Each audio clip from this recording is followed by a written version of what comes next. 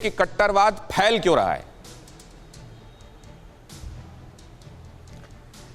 देखिए, कट्टरवाद जो है दिनेश भाई वो इसलिए फैल रहा है। मैं इसकी शुरुआत करूंगा कि पाकिस्तान में जो वो कट्टरवादी लोग हैं, चाहे वो वहाँ के संगठन हों, हाफिज सईद हों या अजहर मुल्ला अजहर हों, मैं बताऊंगा कि वहाँ की हुकूमतें उनसे दब रही हैं और आईएसआई उनसे टच करके काम कर रहा है और उसका असर तालिबान में देखने को मिल रहा है।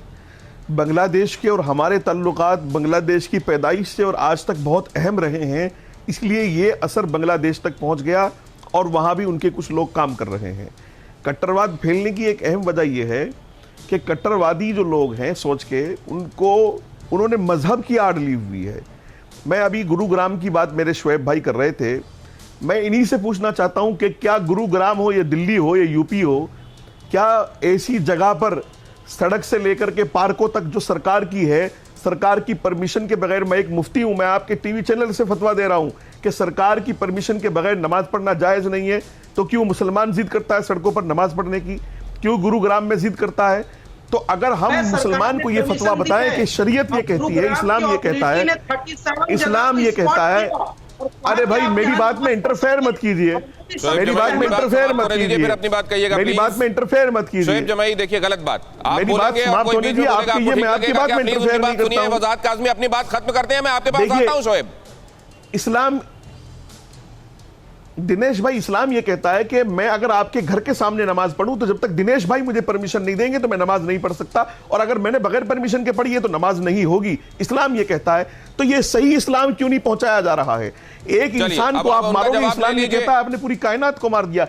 ये कौन सा इस्लाम? लेकिन जो कट्टरवादी सोच है वो तो ये कहेगी तुम होते कौन हो परमिशन देने वाले, हम तो खुदा का काम कर रहे हैं, तुम इजाजत दो ना दो, हम तो करेंगे ऐसा। शोएब जमाई कहिए। यही तो भाई, ठीक है दिनेश भाई, यही तो उन्होंने मजहब बना दिया है। जवाब लीजिए जल्दी से। जी दिनेश जी, इस मुद्दे से मैं खुद जुड़ा हूं और अभी 4 दिन पहले मैं गुरुग्राम के कमिश्नर साहब से मुलाकात करके आया हूं। 2018 में गुरुग्राम को 37 स्पॉट जिसको प्रशासन ने इजाजत दी कि आप यहां पे जुमे की नमाज पढ़ सकते हैं, और वो स्थानीय लोगों की सहमति के बाद और हिंदू और मुस्लिम कई ऑर्गेनाइजेशंस के होने के बाद यहां से दी। उन 37 जगहों पे प्रशासन ने खुद सुनिश्चित किया कि लेकिन अब इसमें ये मैं माइक्रो लेवल पर नहीं, मैक्रो लेवल पर डिस्कस करना चाहता हूं। पूरी दुनिया में खतरा बढ़ रहा है। अवनिजेश जी, मैं ये बात समझना चाहता हूं, बिल्ली के गले में घंटी कौन बांध रहा है या बांधेगा?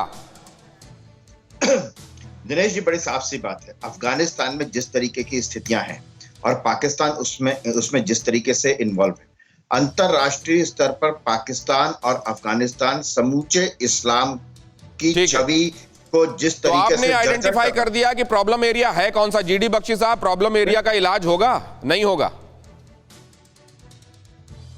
जो साइलेंट मुस्लिम मेजॉरिटी अपनी आवाज नहीं उठाएगी कि साहब हम ये सब मारकाट गले रेतना नहीं चाहते, ये सिलसिला साहब चलता रहेगा।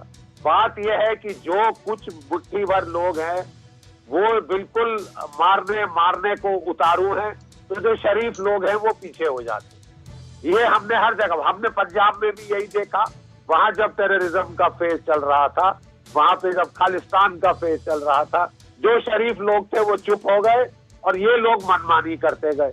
जब शरीफों ने मिलकर आवाज उठाई तब पंजाब बहुत बड़ी बात जीडी बख्शी साहब, बहुत बड़ी बात।